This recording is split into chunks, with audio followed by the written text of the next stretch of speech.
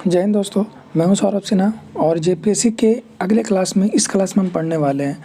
ठीक है, आपदा प्रबंधन के बारे में झारखंड जेपीएससी एग्जाम्स में डायरेक्ट 5 सवाल यहां से आपको देखने को मिलेंगे और आप इस पूरे चैप्टर को ध्यान से पढ़िए। ये 2 पार्ट में आएगा, मैं पहले ही आपको बता देता हूँ। ठीक है, 2 पार्ट में आएगा, इसलिए आएगा क्योंकि जब आप एग्ज़ाम टाइम में मेरी वीडियो से रिविज़न करेंगे तो जल्दी वीडियो ख़त्म करके आगे बढ़ सके। ठीक है, हालांकि एक लंबा वीडियो होगा तो आपको देखने में अबाउट टाइप का लगेगा, तो 2 पार्ट में मैं इसे दूंगा। ठीक है, तो इस वीडियो को शुरू करते हैं यहाँ पे।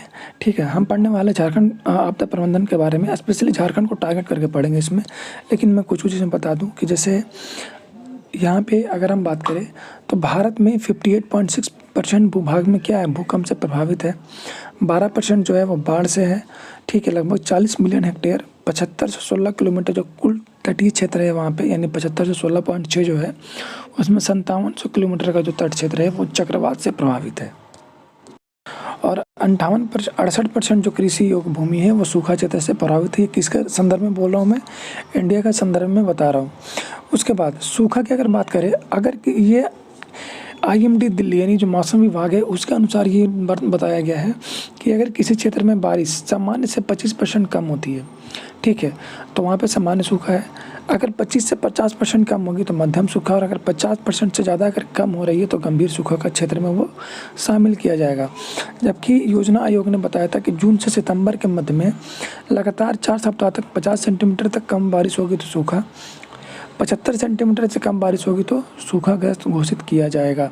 अगर झारखंड के संदर्भ में बात करूं तो सूखा में सबसे ज़्यादा प्रभावित कौन सा है, पलामू है, सबसे ज़्यादा पलामू है। उसके बाद गढ़वा, चतरा, लातेहार, लोहरदगा का पश्चिमी भाग।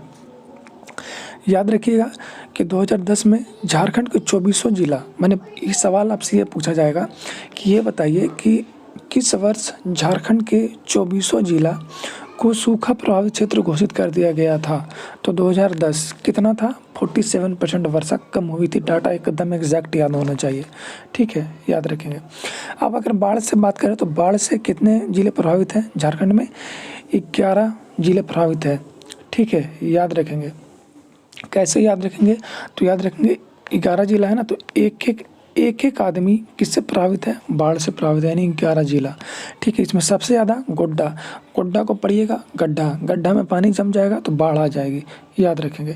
ठीक है, उसके बाद साहिबगंज, दुमका, पाकुड़ है ना, लेकिन इन सभी चीज़ों में गोड्डा, साहिबगंज, दुमका इन क्षेत्रों में ज़्यादा होती है। सबसे ज़्यादा साहिबगंज है आपका। ठीक है, गोड्डा नहीं, साहिबगंज।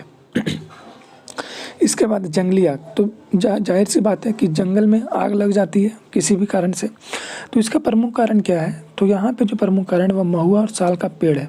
ठीक है, महुआ और साल का जो पेड़ है ये जंगली आग का यहाँ पे कारण बनता है। 9 जिला प्रभावित है। ठीक है, नॉर्थ वेस्ट और साउथ झारखंड का जो इलाका है वो जंगली आग से प्रभावित है। सबसे ज़्यादा गढ़वा, उसके बाद पलामू, चतरा, लातेहार, रांची इससे इफेक्टेड नहीं है, ये याद रख लेंगे। पूछेगा सवाल आपसे कि इनमें से कौन सा जिला जंगली आग से प्रभावित नहीं है, तो कौन है, रांची।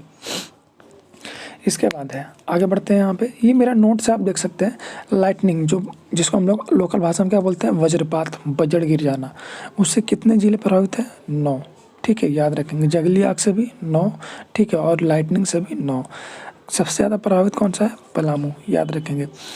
इसके बाद चतरा, लातेहार, कोडरमा ये सब इत्यादि इसमें है, लेकिन सबसे ज़्यादा कौन सा है, पलामू। ठीक है, एक संस्था बनाई गई थी, ठीक है, श्री कृष्ण लोक प्रशासन संस्थान, जिसको शॉर्ट फॉर्म में स्कीपा कहते हैं। यहाँ पे ट्रेनिंग होती है और 2007 में इस चीज़ को बनाया गया था, याद रखेंगे। कैसे याद रखेंगे, 7 दिन क्लास का की है, स्किप कर रही है तो 7 से 2007 याद रहेगा। उसके बाद यहाँ पे खनन दुर्घटना भी होती है। ठीक है, यहाँ पे पता है झारखंड में माइंस एरिया भी है, तो कितना 38% के आसपास खनिज है। झरिया कोल फील्ड में आग लगी थी 1880 के समय। हुलारीडी में वही घटना 1983 में, लालमटिया वाले खनन क्षेत्र में 2016, भाटेडी में 2006, ठीक है, गजाली टाण में 1995 और बागाडीगी खनन क्षेत्र में 2001। अगर याद कर सकते हैं तो याद कर लीजिएगा, इंपॉर्टेंट है।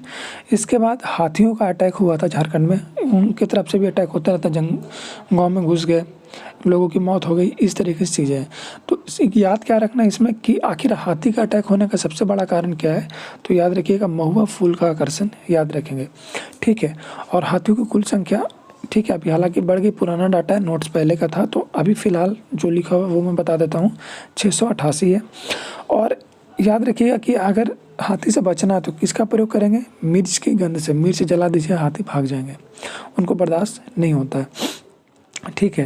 यहाँ पे क्या है कि भारत में याद रखेंगे, भारत में 300 प्रतिवर्ष हाथी के कारण मर जाते हैं, यानी हर साल 300 लोगों की मौत हाथी के कारण होता है, जबकि झारखंड में 108 याद रखना है। इसके बाद भूकंप और चक्रवात की बात करें, बहुत इंपॉर्टेंट यहाँ पे है, आपको जोन पूछ लेगा आपसे, तो ठीक है। सबसे पहले याद रखेंगे झारखंड में कौन कौन सा जोन है, तो जोन 2, 3, 4 याद रखेंगे। और ये कम जो झारखंड कैसा क्षेत्र में आता है, तो कम जोखिम वाला क्षेत्र है, यानी कि ज़्यादा यहाँ पे भूकंप से प्रभावित नहीं हो सकता है सबसे। लेकिन जो भी है 2, 3, 4 है, उसमें सब जोन 4 खतरनाक है, जिसमें गोड्डा और साहिबगंज आते हैं, ठीक है। जोन 3 में 15 ज़िले हैं और जोन 2 में 7 ज़िले हैं। तो जोन 4 में कितने ज़िले हैं, 2 ज़िले हैं, याद रखना है, यही पूछेगा ऑब्जेक्टिव सवाल, ठीक है। 2 डिस्ट्रिक्ट हैं।